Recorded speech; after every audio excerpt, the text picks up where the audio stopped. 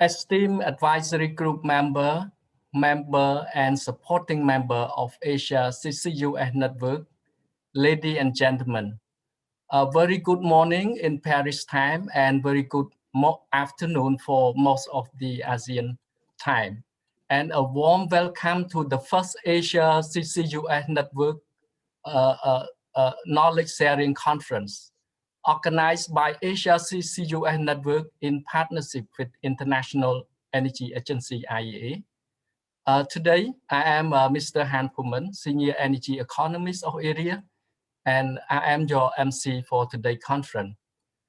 Briefly, today's conference is one among the major activities of Asia CCUS Network for knowledge sharing on the CCUS development and deployment in Asia.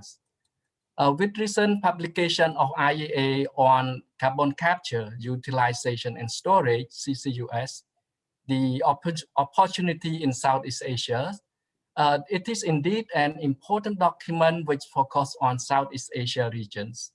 And the expert of this report will share their finding, which is critically important at this time to curb the emission in the region and also to align in the pathway to that carbon emission in the futures. To start with today's conference, I am have a great honor to have Mr. Taiso Haras, Director General of Research and Policy Design Administration of ERIA, for the opening remark. Harasan, the floor is yours. Okay, thank you very much for Puni-san. Hello, good morning, everyone. Supporting members of Asia CCUS Network, distinguished participants, ladies and gentlemen. I am Taiso Hara, the Director General for Research and Policy Design Administration of ERIA. Today, I am very pleased to have this opportunity to provide my opening remarks at the first Asia CCUS Network Knowledge Sharing Conference. First and foremost, I would like to congratulate the recent establishment of Asia CCUS Network, which was officially launched on 22nd June 2021 by Professor Hidetoshi Nishimura, President of ERIA, jointly with Mr. Hiroshi Kajiyama, Minister of METI, Japan. Furthermore, at the launching event, honorable ministers from Brunei Darussalam, Cambodia, Indonesia, Laos PDR, Philippines, Singapore, Thailand, Australia, and the United States provided a warm congratulatory remarks for the establishment of Asia CCUS Network, and they also sent a strong supporting message to the leadership of METI and ERIA for setting up the Asia CCUS Network Forum, which aims to serve as a platform for cooperation and collaboration on low-emission technology partnerships that will eventually accelerate the development and deployment of CCUS. Today, Asia CCUS Knowledge Conference is important to bridge the knowledge gap in terms of policy investment opportunities and CCUS technology development. As ERIA served as the secretariat of the Asia CCUS Network, I am very grateful for today's speakers from International Energy Agency, Ms. Samantha McClock, and Mr. Raymond Marichek, who are the experts and the author of the recently published report on CCUS, the opportunity in the Southeast Asia. I am also grateful for the Dr. Tawarat Sabut, Chief Inspector General, Ministry of Energy Thailand, who will provide comments and views on the report. Asia CCUS Network will conduct series of knowledge sharing conferences with key institutions that support the vision of the Asia CCUS Network that aims to contribute to the decarbonization of emissions in Asia through collaboration and cooperation on development of CCUS. Today's conference is one activity to contribute to the mission of the network and bridge the knowledge gap on CCUS in Asia. Today, you will listen to experts who will dive into detail of the opportunity in ASEAN region on CCUS in terms of the expected carbon capture and storage, CCUS deployment, and its related future investment. I am also delighted that the webinar knowledge sharing conference in CCUS is timely and for stakeholders in ASEAN and East Asia to gather the most up-to-date information and opportunity regarding the possible future development of the CCUS in the area. I will not take much time on this. However, I just want to say thank you for your kind participation and contribution to this conference. I hope we all will find this conference very useful. Further, I strongly encourage for your active participation and discussion on this issue. Lastly, I wish the conference a successful and fruitful outcome. Thank you very much. Thank you so much, Harasan, for your insightful opening remark. We are very grateful for a very clear message of this today conference. The next, I'm very honored to have Ms. Samantha McCulloch, Head of CCUS Unit, IEA, for the opening remark. Samantha, the floor is yours, please.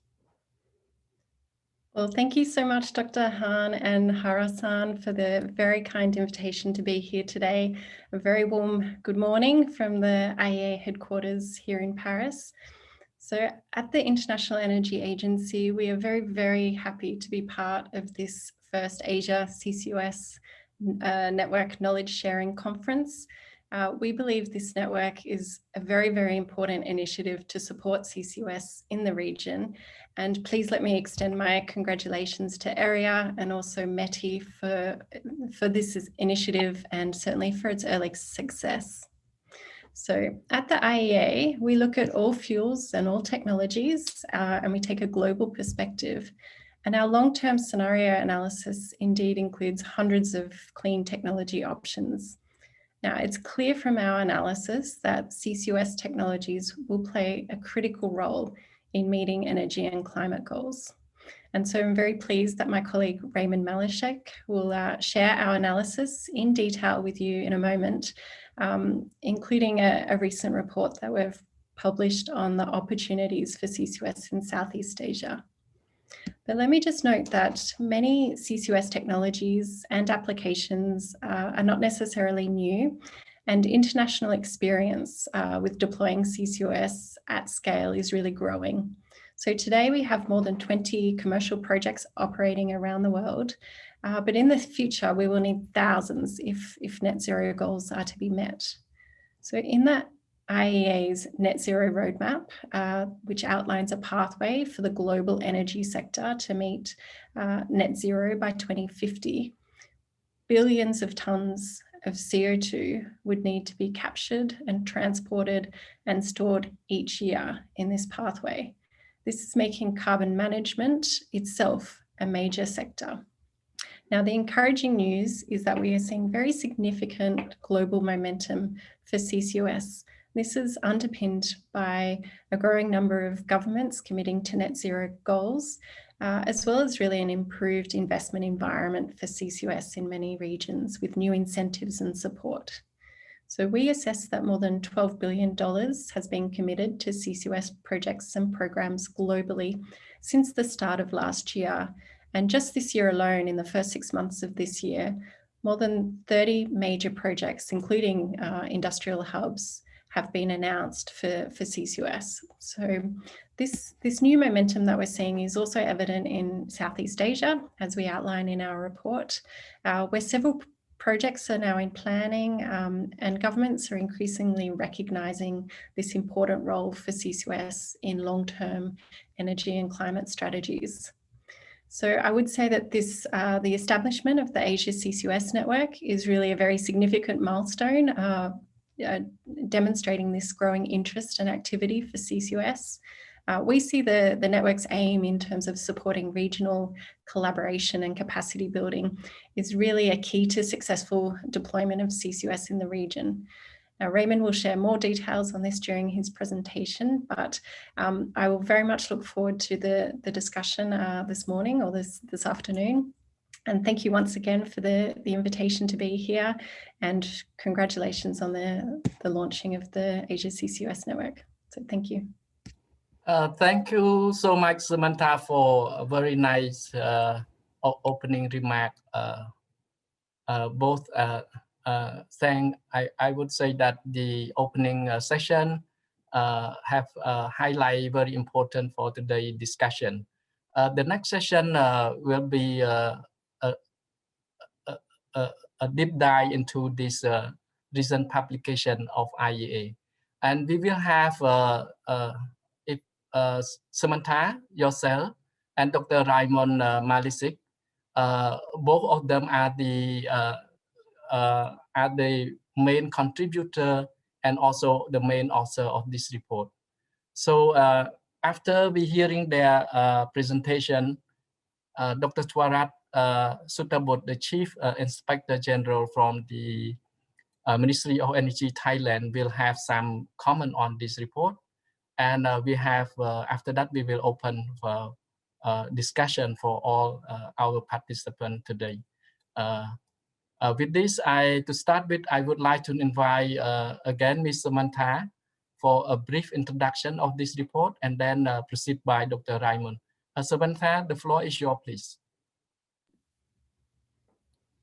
Well, thank you, Dr. Han. So as I mentioned in my remarks just now, we are very delighted to have produced this report. Just last month, we launched this report to coincide with the launch of the Asia CCUS Network.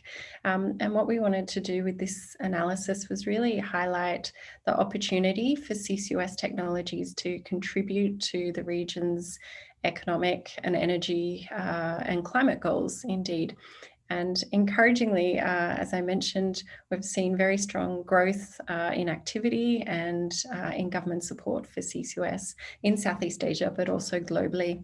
And so in our report, I'll let Raymond share the details of the report. We do highlight that CCUS can really play an important role on a number of fronts in Southeast Asia.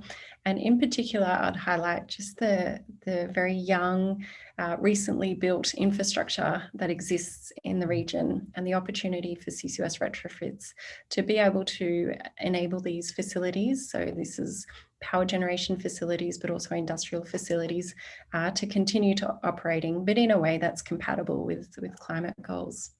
So I will introduce my colleague, Raymond Malashek, is the lead author of this report. He's a CCUS expert that's been here in the IEA CCUS unit for more than 5 years now. And so I'll, with pleasure, hand over to Raymond to share the details of our report. Thank you. Dr. Ramon, please. Yes, thank you.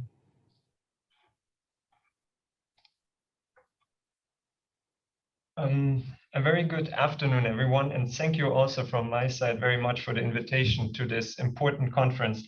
I will try to share my screen now. Could you please confirm that this is...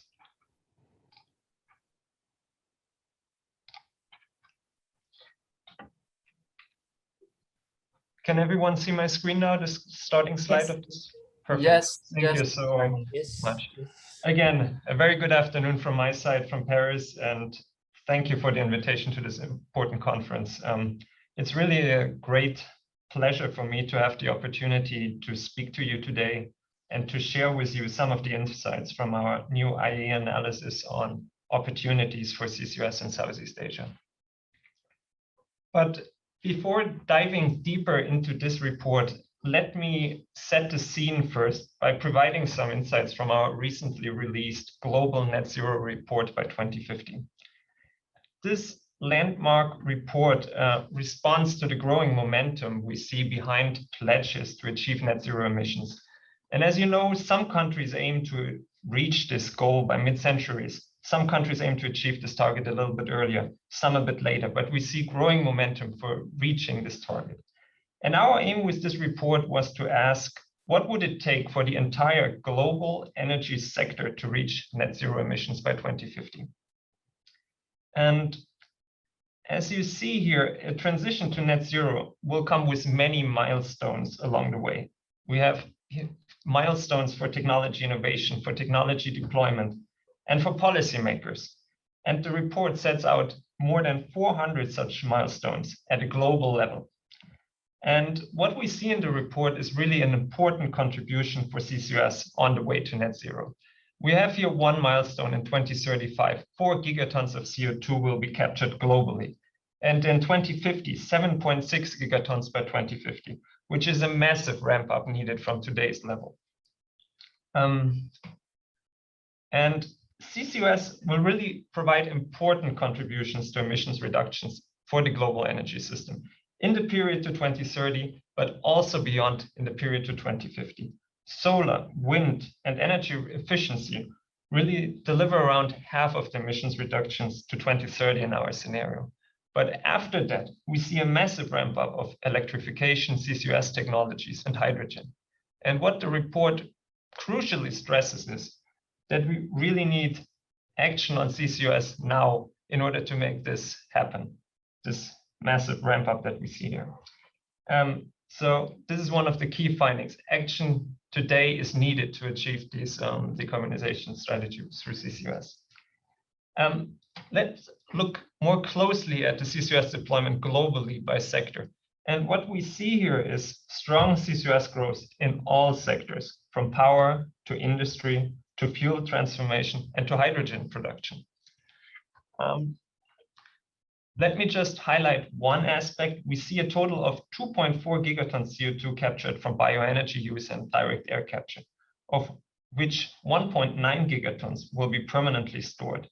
And this will provide important negative emissions on the trajectory to net zero. But let's switch gears now and really focus on the latest report and CCUS opportunities in Southeast Asia. Southeast Asia is one of the fastest growing regions in the world.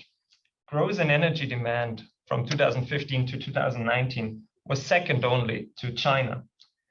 But per capita GDP and energy consumption are still around 45% below global averages. So we see energy demand growth likely to remain very strong going forward.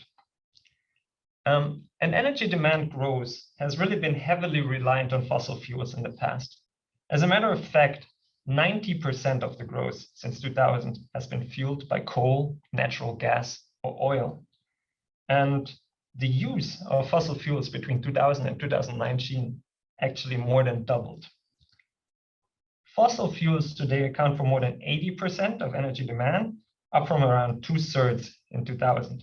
So we also see a growing share of fossil fuels still in the region. As a result of this fossil fuel-driven energy demand growth, we see CO2 emissions increasing from 0.7 gigatons in 2000 to over 1.6 gigatons in 2019, which is an average annual growth rate of close to 4%. But still, emissions in Southeast Asia today account for still only some 5% of the global total. So fossil fuel production in Southeast Asia has increased markedly since 2000, as I mentioned, with coal and gas providing important export revenues for the region's economies. Before the onset of the COVID pandemic, Indonesia was the world's largest exporter of coal, and it is now only second to Australia. And meanwhile, Malaysia, Indonesia, and Brunei are all significant exporters of LNG.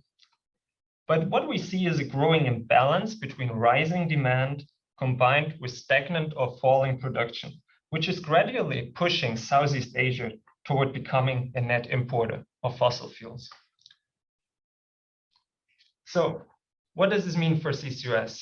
Looking forward, our analysis really underscores the critical role that CCUS technologies will play in putting Southeast Asia on a path to net zero emissions. The role for CCUS in Southeast Asia really spans all parts of the energy system, although to varying degrees. It includes heavy industry, low carbon hydrogen production, power generation, carbon removal, and it is a source of CO2 for synthetic fuels. For CCUS deployment in Southeast Asia to remain in line with the temperature objectives set out in the 2015 Paris Agreement, CO2 capture will have to reach at least 35 million tons in 2030, which is roughly the global capture level that we see today globally. By 2050, CO2 capture will need to exceed 200 million tons, with CCUS deployed at scale in fuel transformation, industry, and power generation.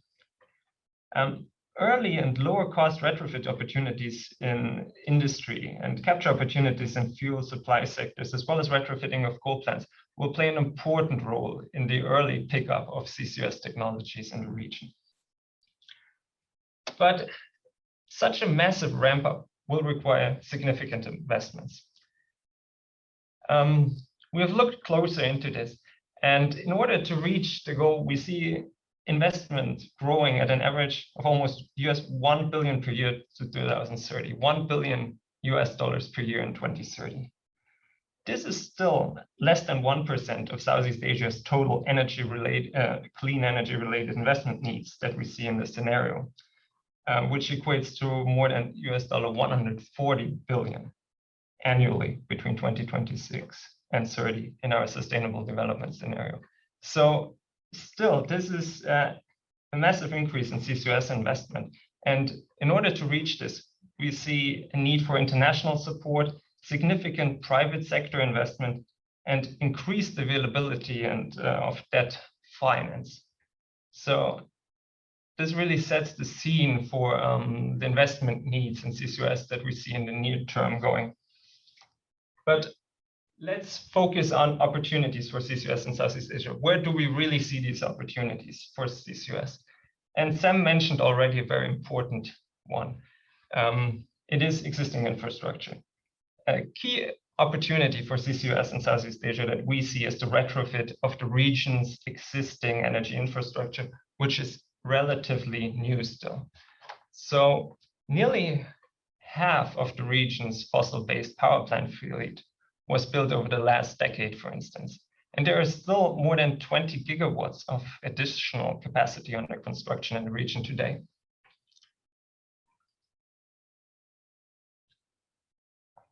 Industrial facilities in steel and the cement sectors are similarly quite young still.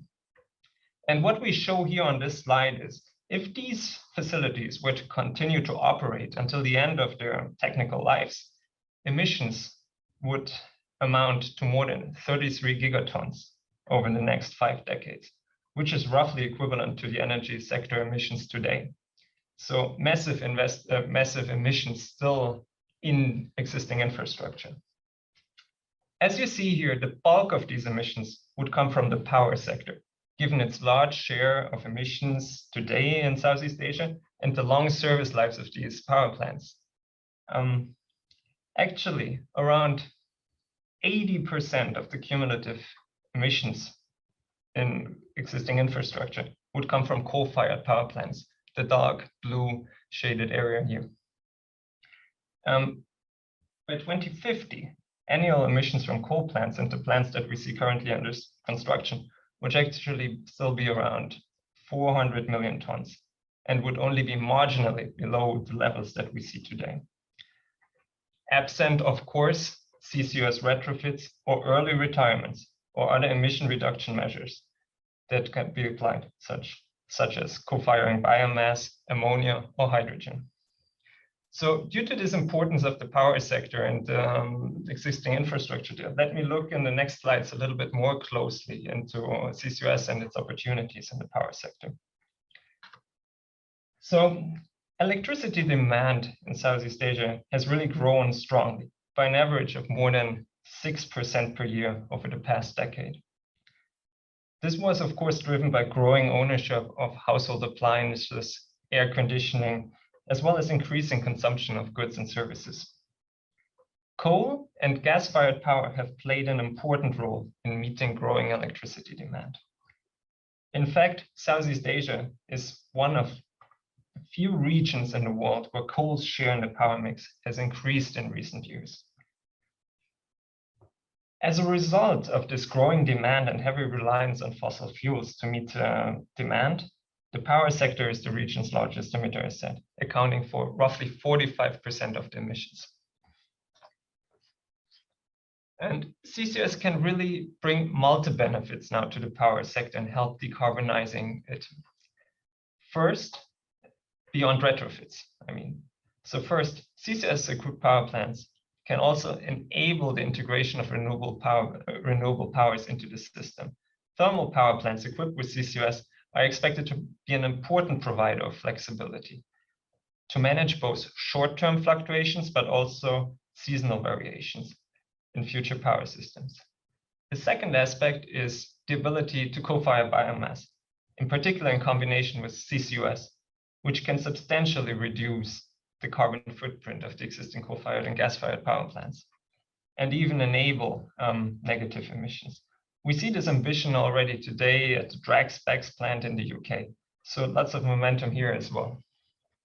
But this of course, comes with the caveat of the availability of sustainable biomass and the anticipated growth for bioenergy demand from other sectors, so including transport fuels, which could ultimately constrain the availability of bioenergy for the power sector. And there is a third aspect that is gaining attention, the co-firing of ammonia and hydrogen in the existing thermal power plants. This has the potential to reduce emissions in the near term in particular. And the question is, how do we source this hydrogen and the ammonia? And possible pathways for low emission ammonia and hydrogen are either via renewables or from fossil fuels in combination with CCUS. So CCUS also an important enabler here to decarbonize and help decarbonize the power sector. We've seen lots of momentum in this area. Japan's roadmap for ammonia fuel estimates that ammonia demand in the Japanese power sector could reach 3 million tons per year by 2030.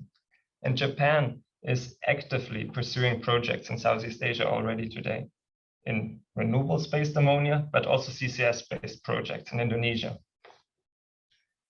But as mentioned, retrofits are, of course, also one of the main aspects on how CCUS can help decarbonize the power system in Southeast Asia.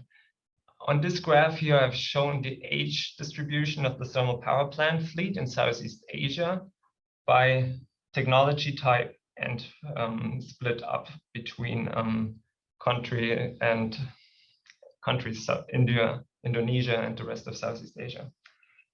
So what we can clearly see is, as a result of recent investments in the power sector, the fossil-based power plant fleet in Indonesia and in Southeast Asia is one of the youngest in the world, averaging some 15 years for coal-fired power plants. CCUS retrofits can enable existing plants to continue operate while reducing the emissions substantially, allowing the owners to recover their investments, while still aligning plant operations with national and global climate targets. But one thing has to be kept in mind with retrofits. Each plant must be assessed to establish its suitability for CCUS retrofits. And there is a series of criteria that have to be met. Excuse me, I've just turned dark here in my room. I will wave in the hope. Yes, that is working.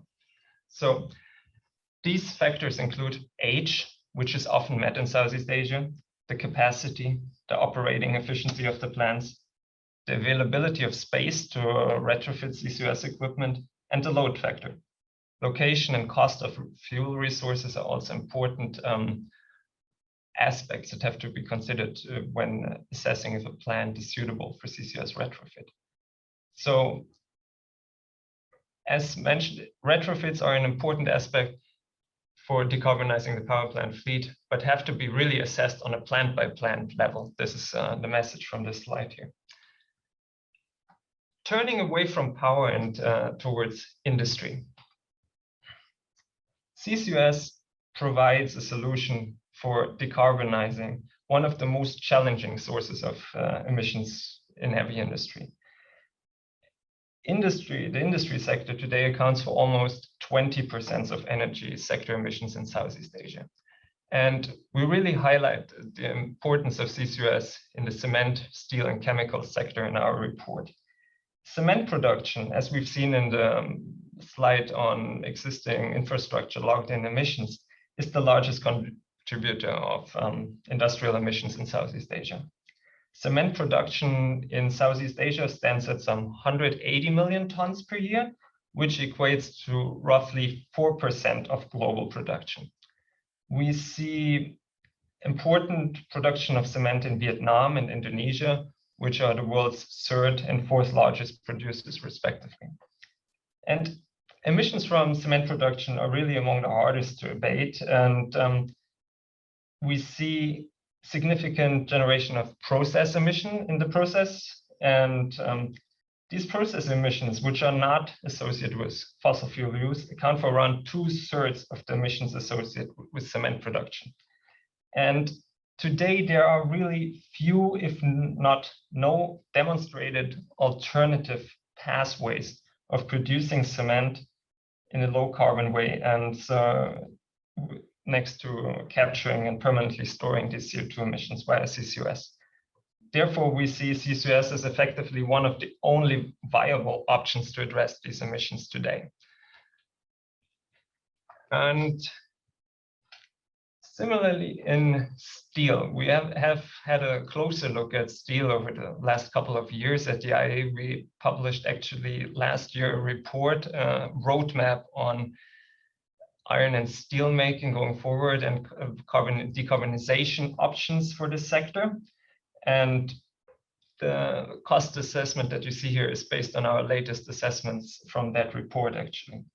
And steel production in Southeast Asia amounts to some 40 million tons, and we see production again predominantly in Vietnam and Indonesia. And CCUS is particularly attractive for decarbonizing iron and steel making for a couple of reasons. First, CCUS-based production pathways in iron and steel typically tend to have higher technology maturity levels than hydrogen-based alternatives. And we assess today that based on the expected costs of once these technologies are commercialized, producing 1 ton of steel via CCS production routes would be around 10% more expensive than today's main commercial production routes that we see today. Hydrogen-based direct reduced DRI production routes are today more expensive than this and will in particular require access to very low-cost renewable electricity for hydrogen production via water electrolysis. So compared with CCUS, we assess that a hydrogen-based route would be considerably more expensive today. And similar assessments actually hold true for the chemical sector, where we see that electrolytical hydrogen as a feedstock for ammonia and methanol production could become viable CO2 mitigation options. But in most regions, this approach will turn out to be is likely to turn out more expensive than applying CCUS to existing new plants, based on our expected costs once commercialized. So to summarize, we see important contributions both from a technology maturity level as well as from a cost assessment for CCUS-based production routes across heavy industry sectors. Switching to a topic that already came up in 2 locations, hydrogen. Hydrogen can really play an important role in clean energy transitions globally. It is a versatile and emission-free energy carrier. And it can be really used in a manifold way to help integrate growing shares of renewables into the power sector, and to decarbonize also a range of other sectors like long-haul transport, chemicals, or iron and steel. We see or expect global hydrogen demand to grow strongly in a net zero compatible pathway going forward.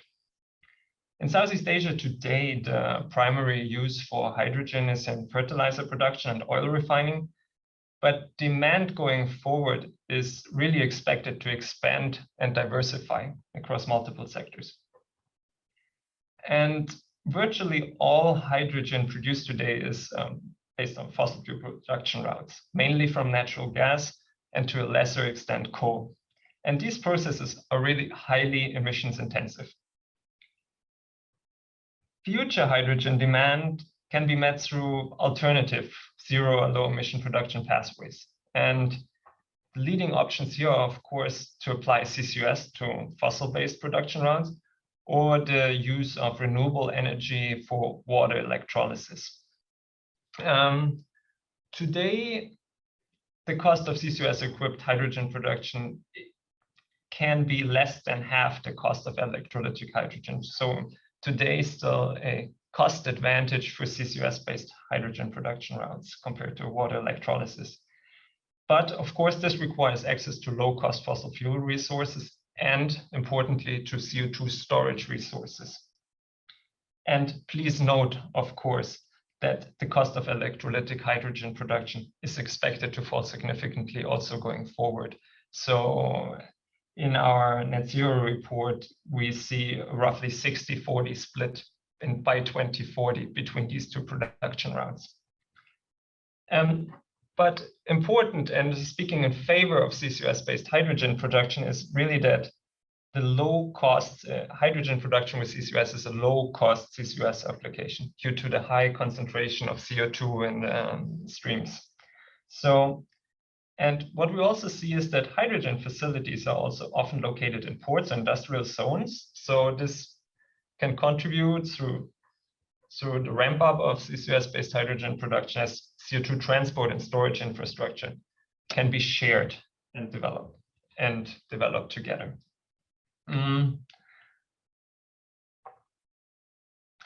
For Southeast Asia, we see a significant share actually of hydrogen demand going forward to be met by fossil-based production equipped with CCUS and net zero pathways. And more than 60 million tons of CO2 are projected to be captured from hydrogen production in the region by 2050. So a significant share here of CCS-based hydrogen production. And we already see plans for CCUS-based hydrogen production facilities in the region emerging today, for instance, in Brunei or Malaysia. And related to this slightly is low carbon ammonia production, for which we also see a significant momentum throughout the region. We see Japanese corporations engaging with counterparties throughout Southeast Asia and really studying carbon capture and storage for clean fuel ammonia production. For instance, in Indonesia, there is active developments there. So one of the opportunity spaces that we see. So as said, there is considerable opportunity for CCUS to play an important role in meeting energy and climate goals throughout Southeast Asia. The near-term opportunities for CCUS vary among countries based on their policy, industrial, and geological factors. For example, although several countries have CO2 storage and EOR potential, only a few offer today supportive policy environments or recognize these technologies in their long-term energy and climate plans.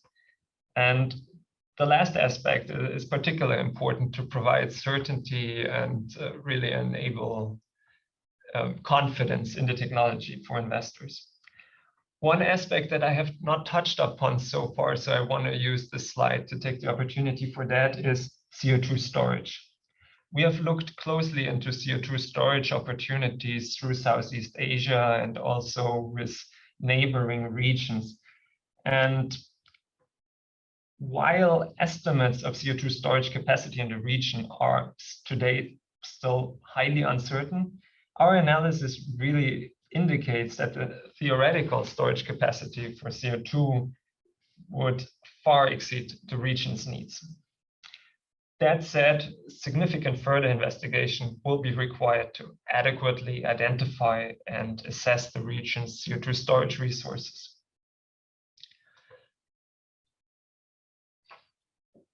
Another important point on this slide here is the importance of targeted policies and international financial support to kickstart CCUS deployment.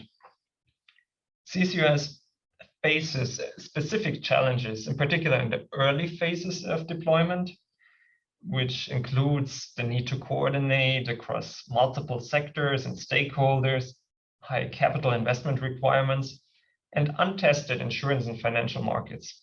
So we really need here targeted policies and government leadership to enable successful deployment.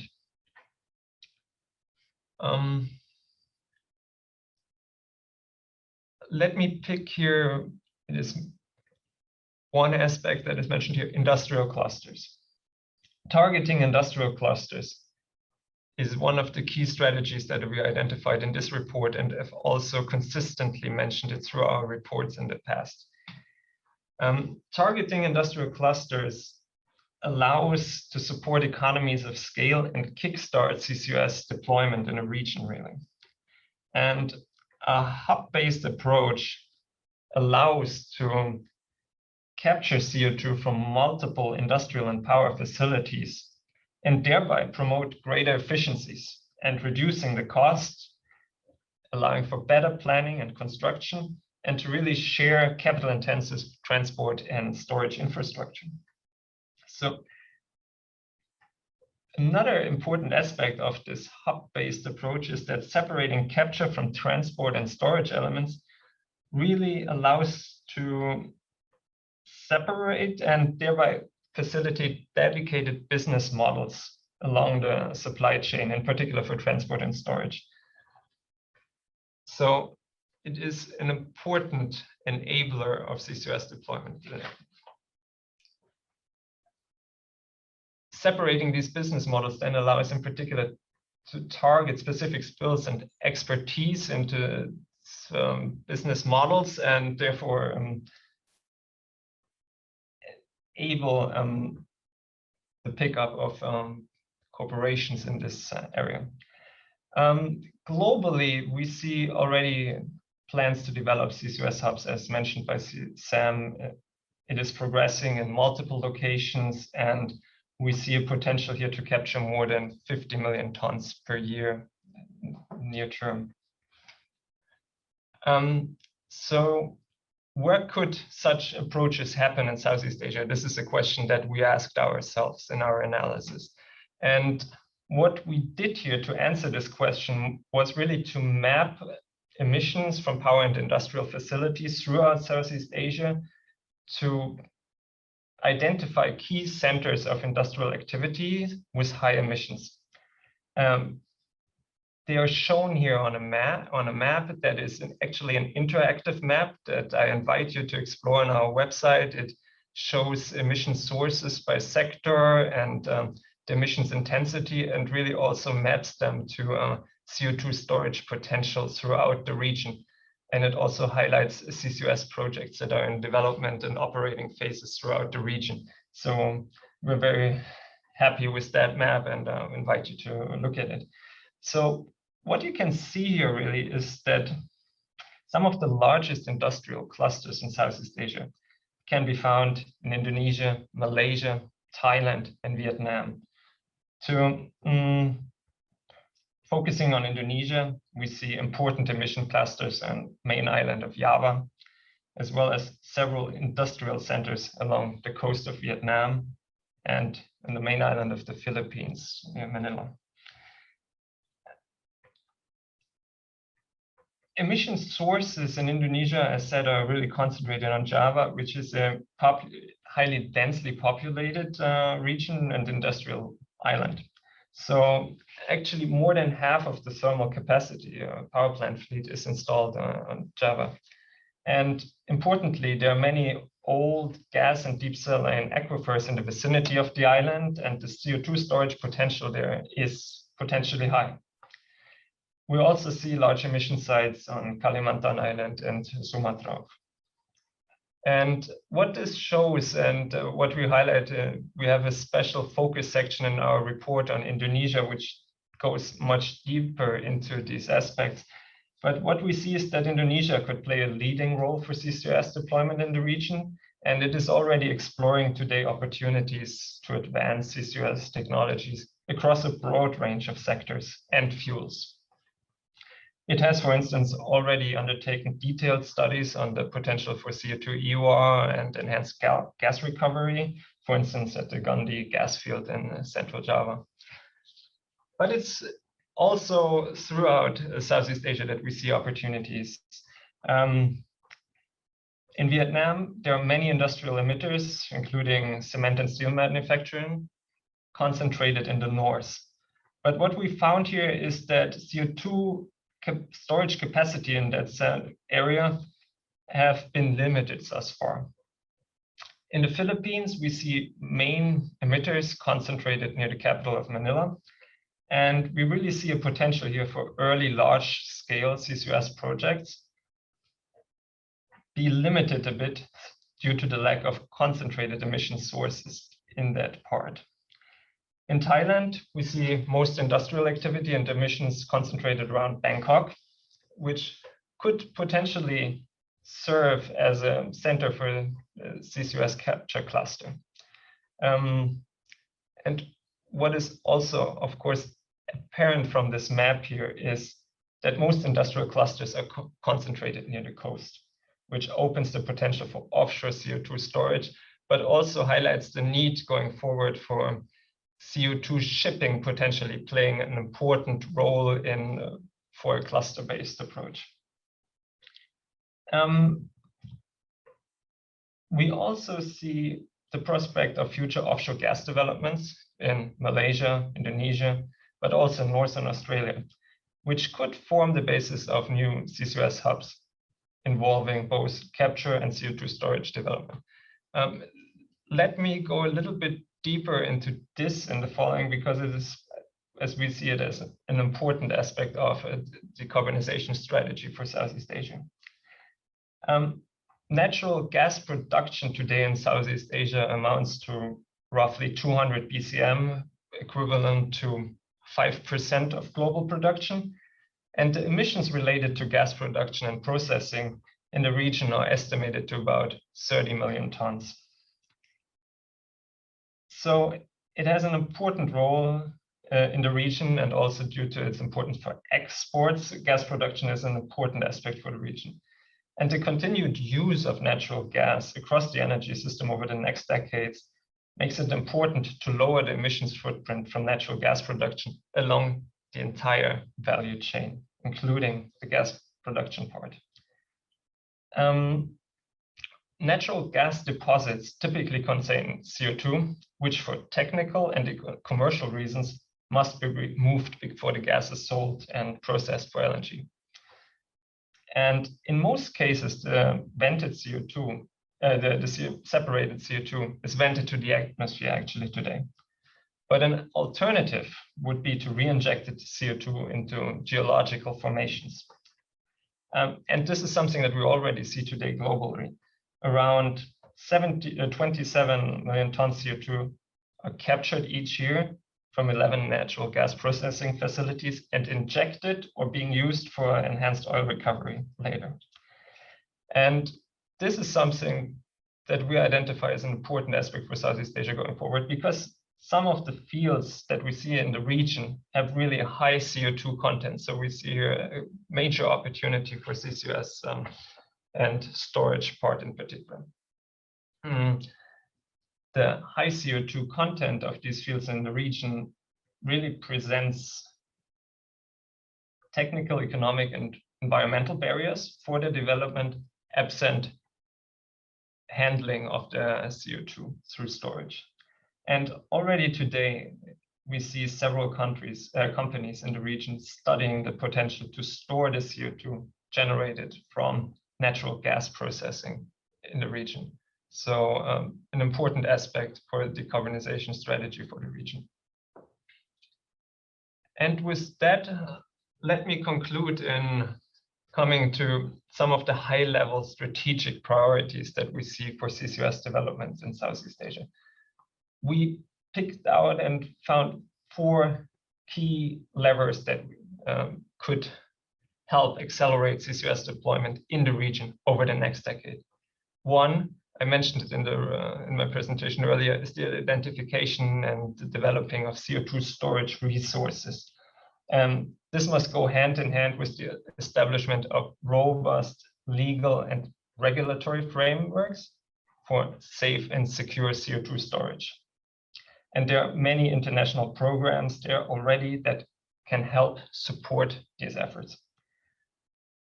So establishing legal and regulatory frameworks for CCUS activities, I mentioned just the important aspect with regard to CO2 storage resources, but going much broader than that, of course. Implementing targeted policies for CCUS, including CO2 infrastructure investment. I highlighted that already in the report in my presentation so far. And another important aspect is access to international finance to build capacity and unlock capital and encourage investment. So international finance and capacity building, like what we're doing today, and the important work that the Asia CCUS Forum is doing, will be crucial to really kickstart CCUS development. In our report, we highlight many opportunities for CCUS in the region, and it is really a versatile ground to work on there in that field. And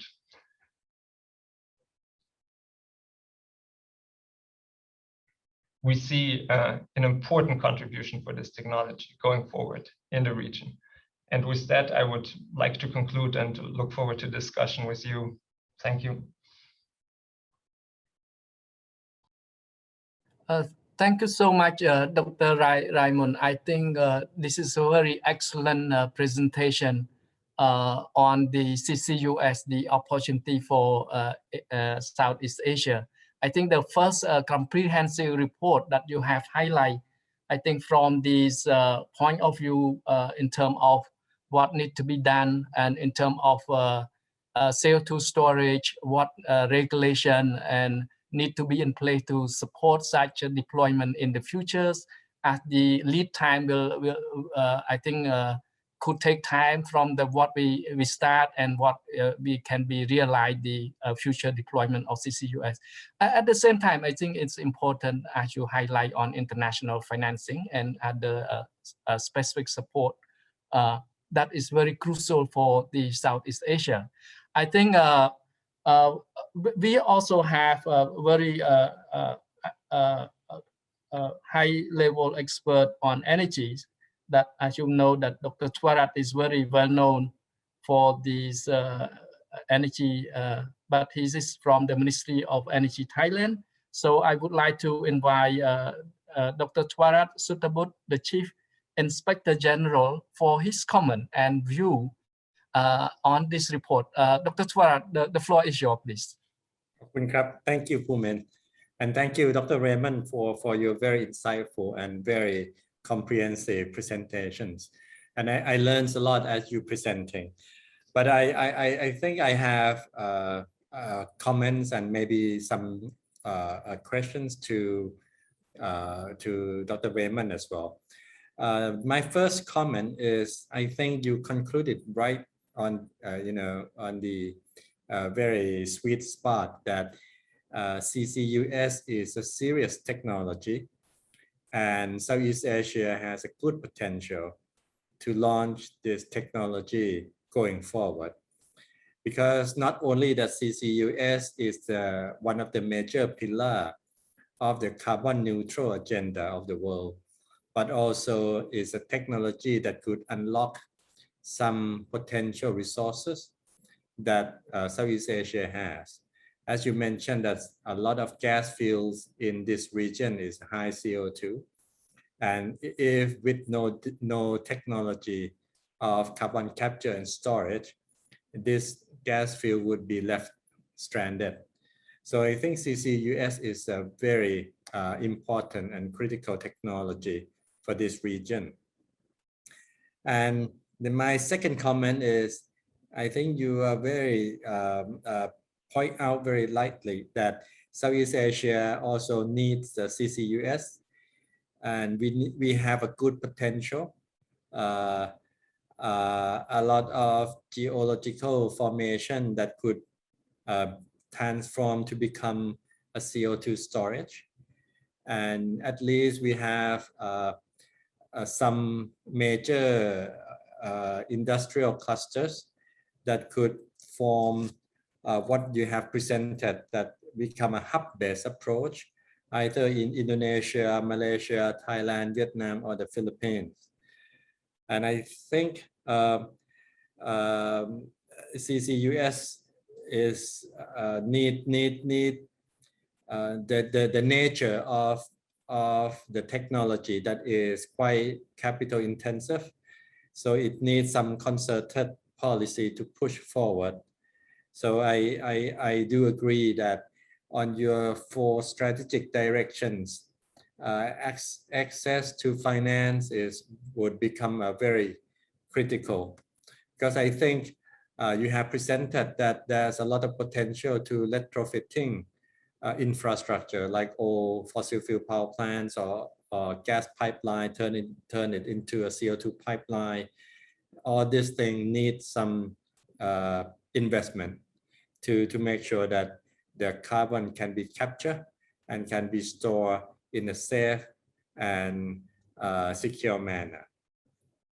My third comment is, I think ASEAN's need some kind of the ASEAN-wide pilot projects.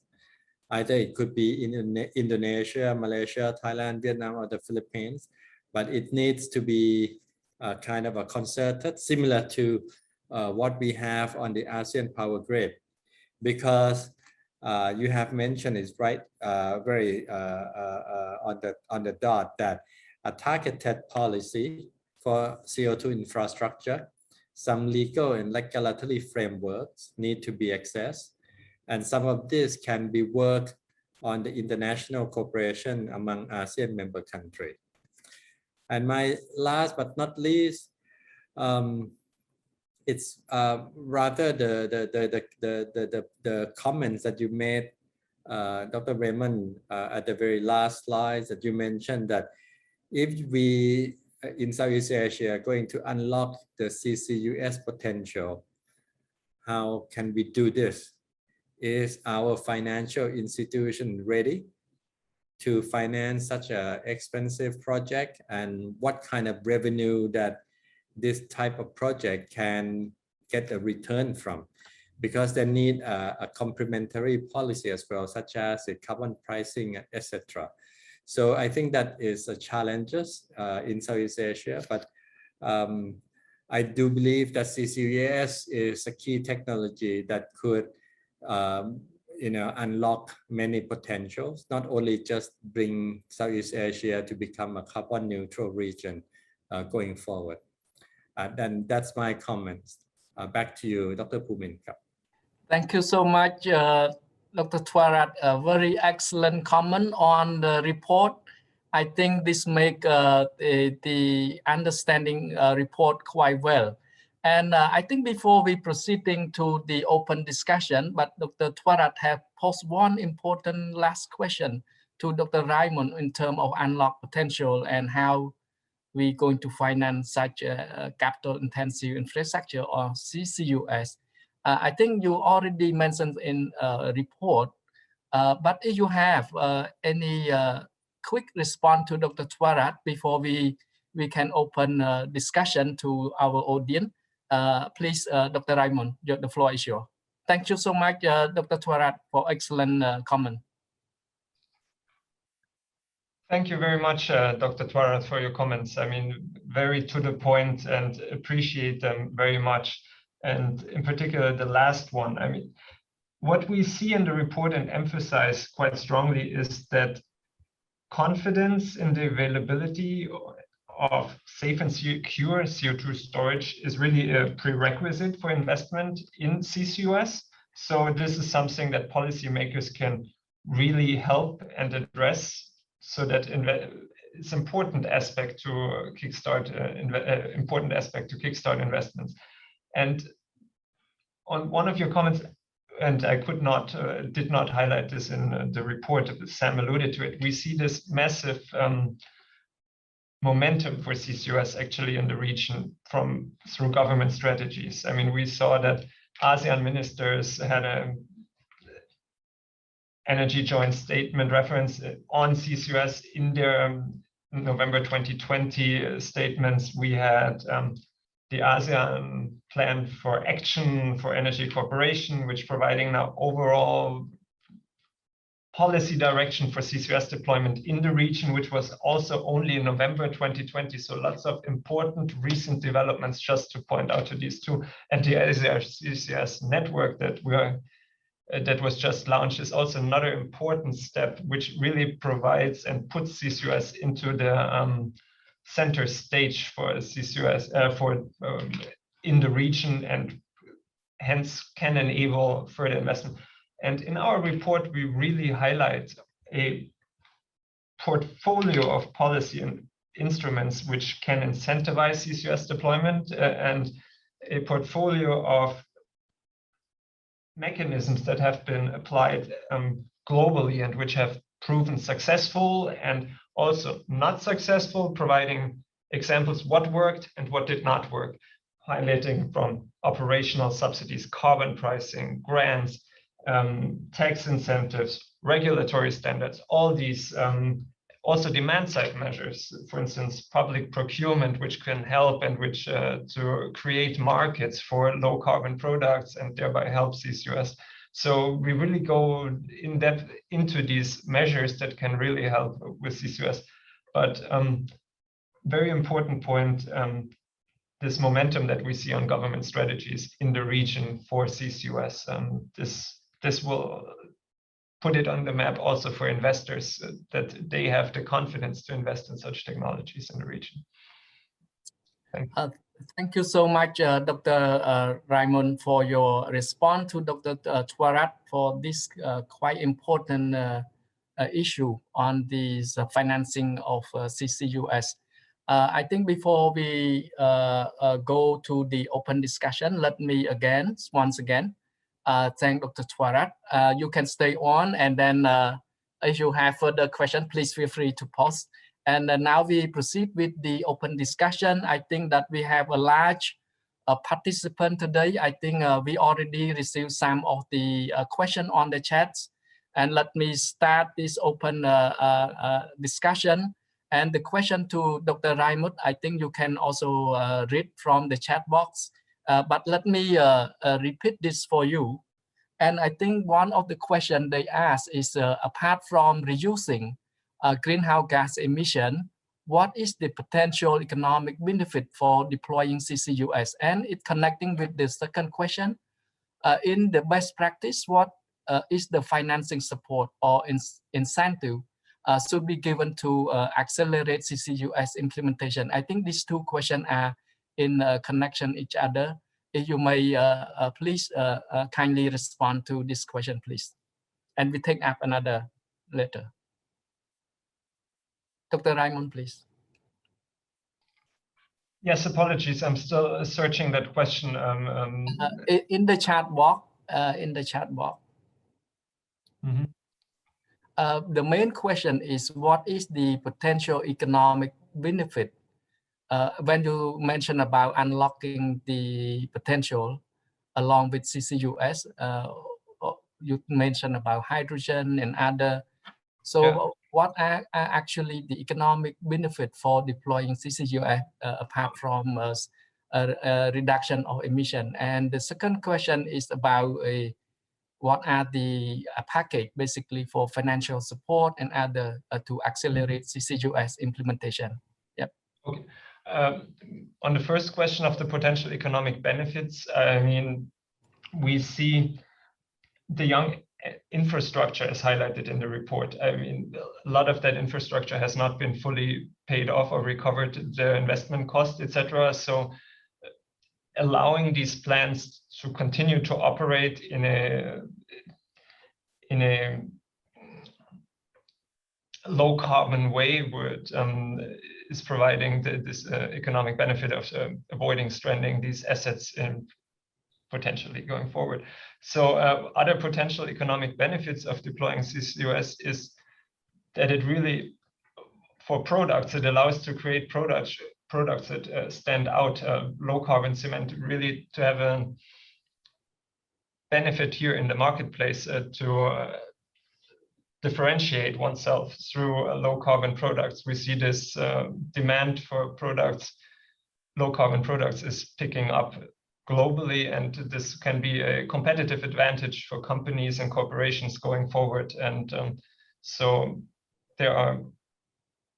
these are just two economic benefits that I can see out of a sudden. And best practices for financing support, etc. This really depends a little bit on the sector, in my view here, that we're looking into. If we're talking power, cement industry, etc., they have different challenges. In industry, we see global markets, low margin markets, so different policies and financing support will be needed there than compared to in the power sector. And for hydrogen-based CCUS, I guess we still don't have a full understanding which financing mechanisms will be the best ones to incentivize CCUS uptake here. So this is rather new, and also in iron and steel, which one can incentivize hydrogen in iron and steel making, for instance. This is a rather new research area, as I believe. But what we do in the report is highlight best practices really from across the world on which policies and financing mechanisms have worked. So I invite the person that posted that question to really look. It's a very difficult and sensitive topic to look into this and the report more, and for details here on sector-specific best practices. Yeah, thank you so much, Dr. Raymond. If any audience participant have question, please drop your question in the chat box. In the meantime, while waiting a question, we can have accommodate 1 or 2 more questions. While waiting your question, let me ask Dr. Raymond, or Samantha can also jump in anytime. I think for the Southeast Asia, I think this report quite important. But in your view, how the region should learn from Europe, particularly, I think somehow you touch upon on the Northern Light. When you talk about this commercialization of the storage and shared pipeline transportation, this will help the CCUS supply chain from capture, transport, and storage to have its own business model. What will be your advice for Asia, particularly Southeast Asia, to learn from the Northern Light? From your example, please, if you can highlight, please.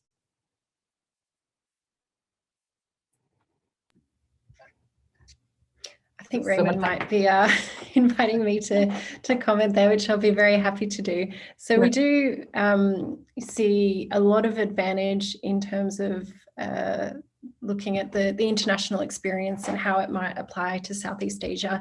And in the report, we do particularly highlight the Northern Lights transport and storage project. So for those that may not be as familiar, this is a project that's supported by the Norwegian government that is essentially an open source transport and storage network. So it'll develop a CO2 storage resource offshore in the North Sea, involving shipping CO2 from various ports across Europe. And what we've seen with the development of this project is that the availability of this transport and storage infrastructure has really, as we say, unlocked the opportunity of CCUS in Europe. So we've gone from what was largely really a theoretical discussion about CCUS to making this a real option for industry across Europe, where they can now enter into contracts and agreements for someone to take their CO2 and safely transport and store it.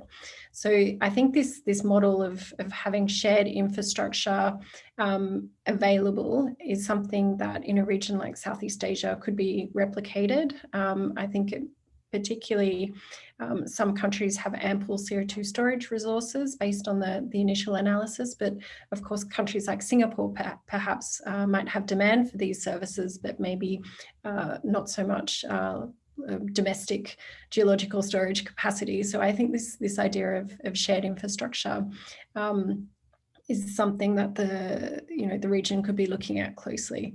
And I'd pick up some of Raymond's comments earlier around the policy support. I think what works in one country may not work in another country or region. I think we've seen different approaches to supporting CCUS in different regions. So for example, in the United States, there are tax credits that are available for CCUS that have really pulled through a lot of investment interest and projects coming through the pipeline now.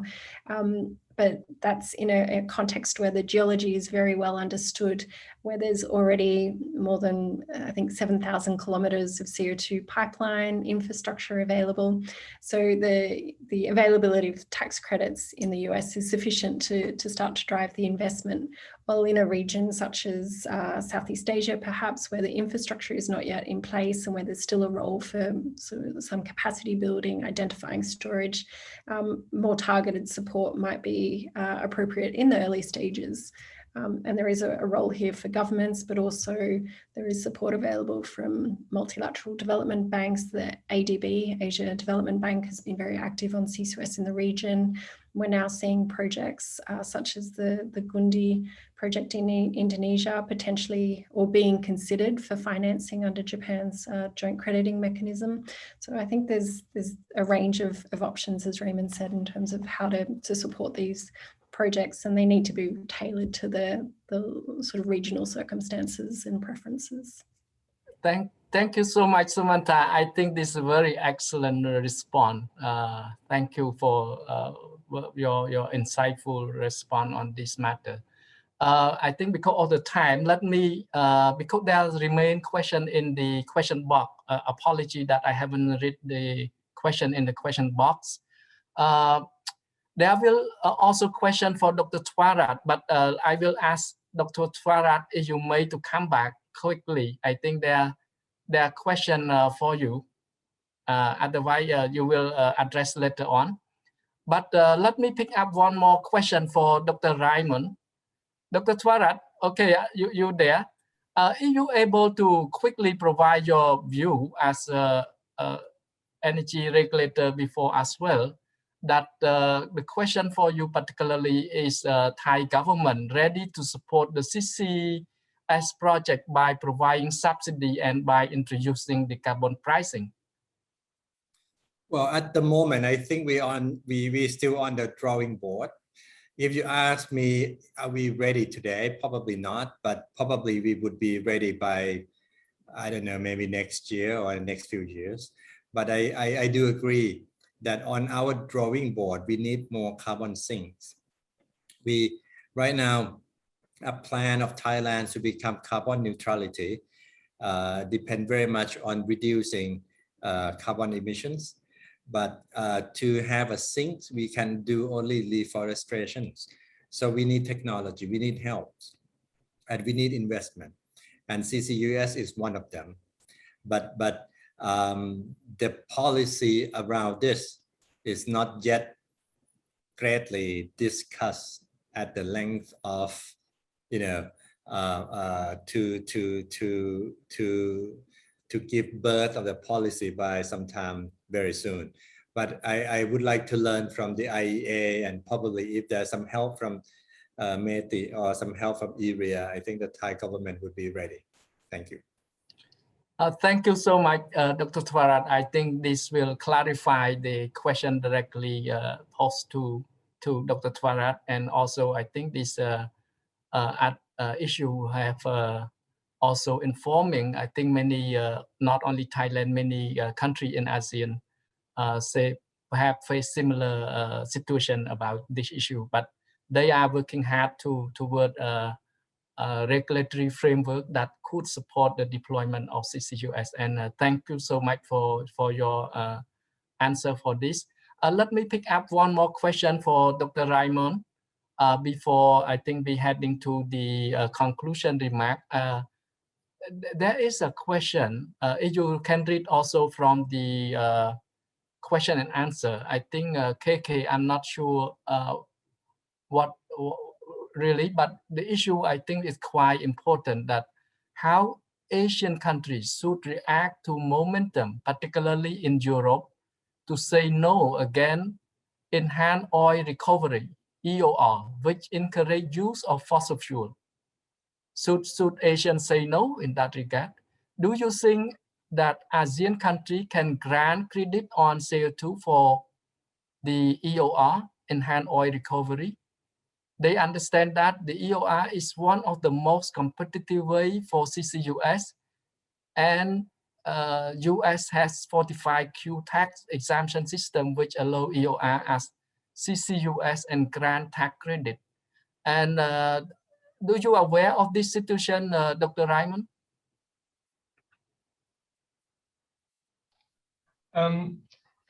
Yeah, I mean, we see CO2 for EOR as a well-established technology, really, that has been applied for many decades and primarily in the US. And through the 45Q tax credits, as Sam mentioned, we saw lots of momentum being created for CCUS, in particular related also to EOR. And what we say with respect to EOR, it is really important to see how much CO2 is actually retained and stored over the process. And we estimate that around 99% of the injected CO2 is actually stored.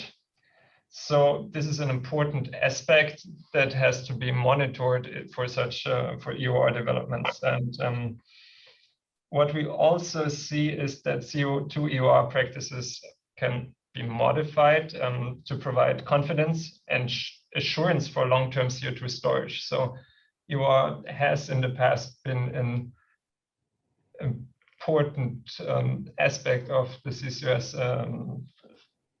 ecosystem.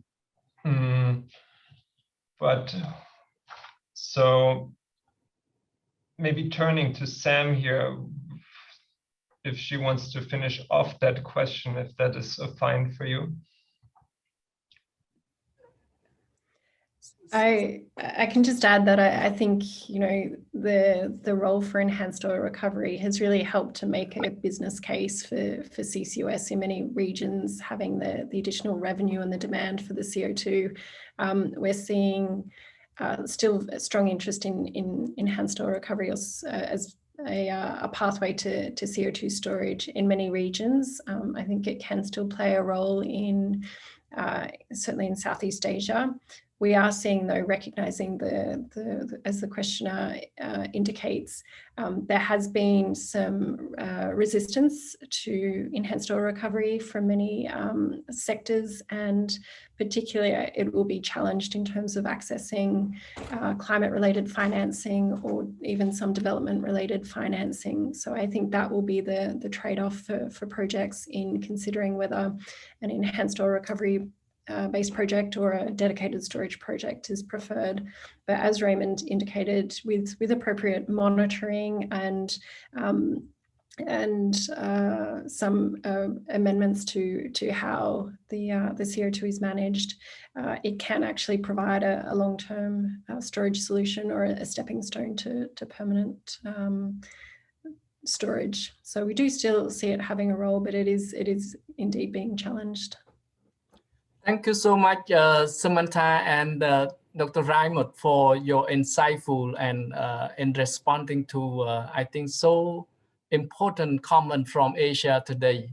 Particularly, I hope your insightful presentation and comment will help this region a lot. And I think because of the time, actually, we can do this more, actually. But because of time, I think we need to proceed. We will close this open discussion, and my apology that we don't have much time for this, but hopefully that we will have another one for this year, late this year, or another next year when we have new report.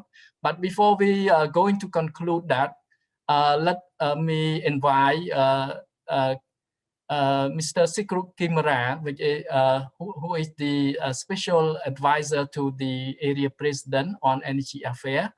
I'm very honored to invite Kimra Sensei for the opening, for the closing remark.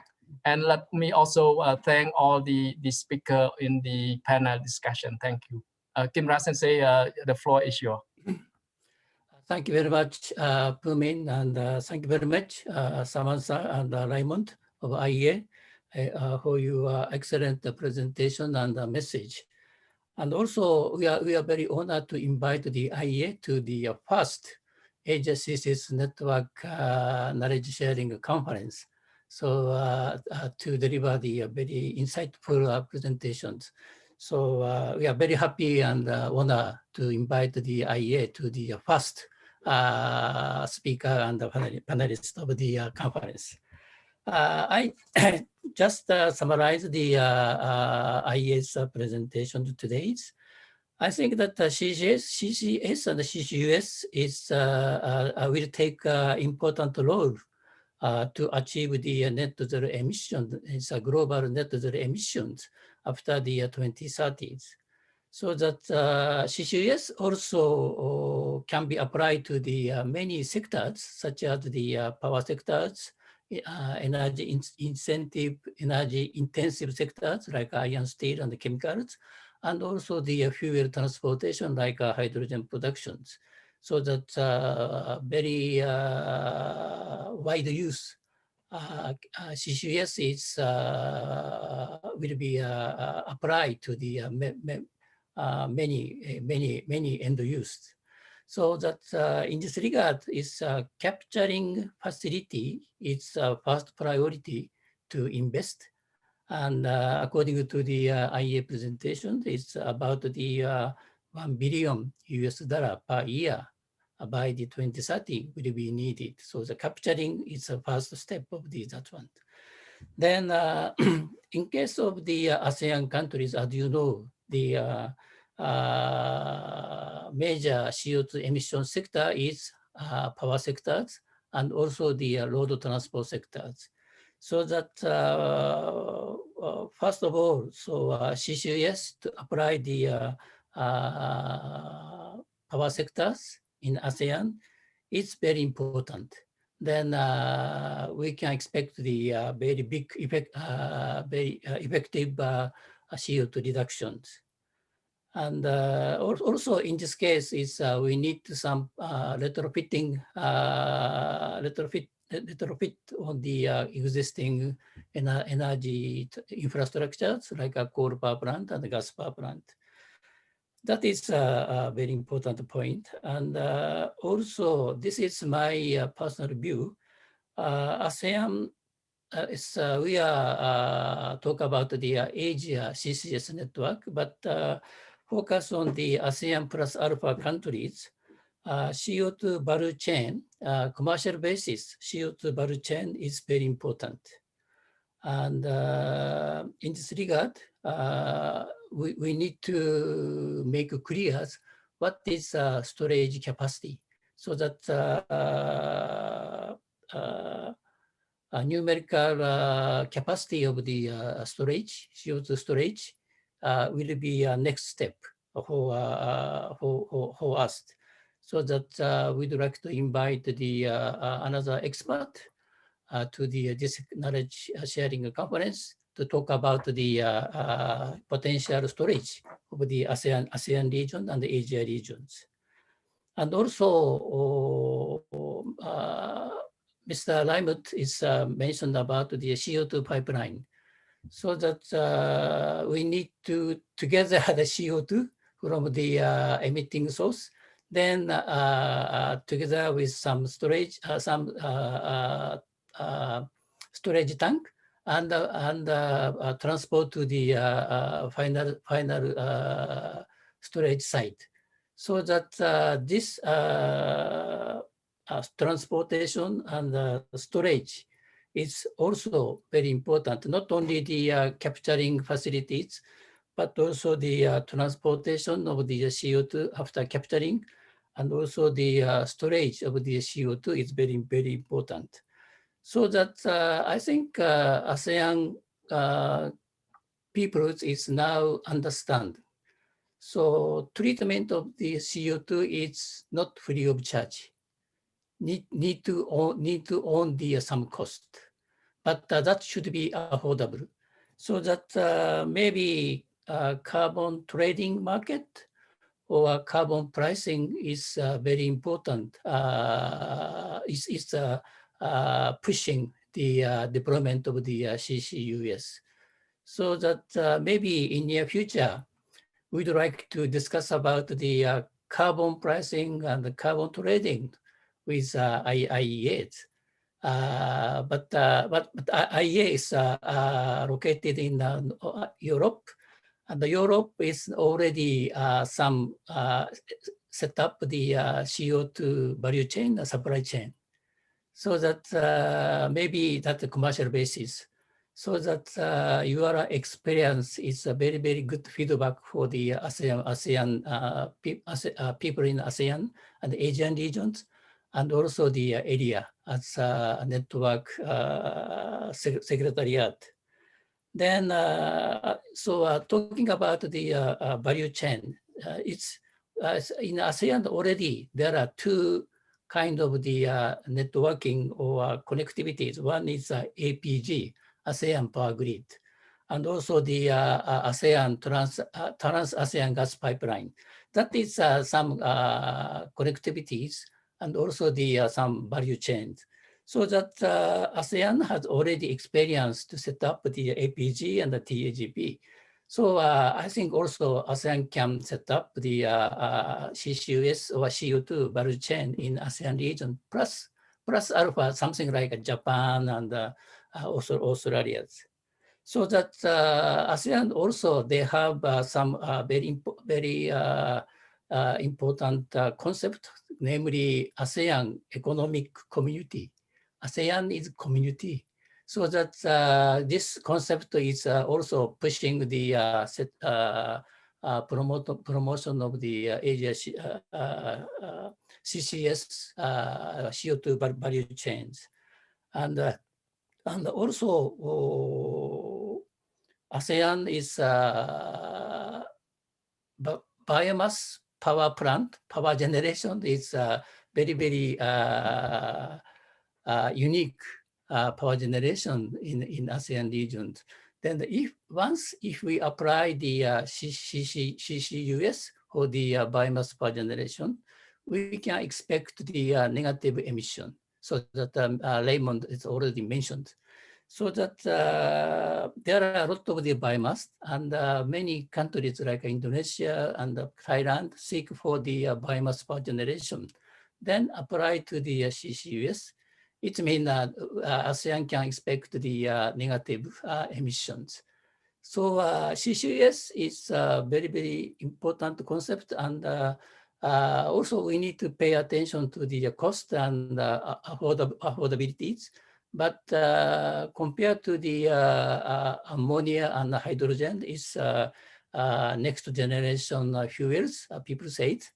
Maybe more realistic. CCUS is more realistic. So that as a secretariat of the Asia CCUS Network, ERIA will continue to contribute to promotion of the CCUS in Asia region. And also, we are very much appreciate the IEA's and the other international organizations support to the areas. So that is, Pumi, my concluding remarks. So I return the microphone to Pumi. Thank you very much. Thank you so much, Kimura Sensei, for your excellent, insightful closing remark. Let me also thank for all speakers, particularly for Samantha, Dr. Raimund, and Dr. Chwarat for your sharing knowledge and comment on these matters. And also a big thank for all advisory group member, and supporting member, and all participants who spend your valuable time to attend this important conference. Today's conference is very successful, and we are very grateful for your active participation and support. And please note that we will have the second Asia CCUS Network Knowledge Sharing Conference to be held on 28 July, where we'll have distinguished speakers, Mr. Jarat Daniel, the director who lead the Office of Strategic Planning, Analysis, and Engagement Office of Clean Fuel, Coal, and Carbon Management Office of Fossil Fuel and Carbon Management from the U.S. Department of Energy, to share his insight on that coming 28 July. And we hope you have already received our invitation and link to the second Asia CCUS Network knowledge sharing. And with this, I wish to come to the conclusion that we have reached the end of today's conference. And let me announce that today's conference is officially closed. And again, we wish you a very good morning, late morning, as well as a good afternoon. With this, I thank you so much as a secretariat for all the speakers and all participants. Once again, thank you so much, and say goodbye. Thank you. Thank you, Pumi.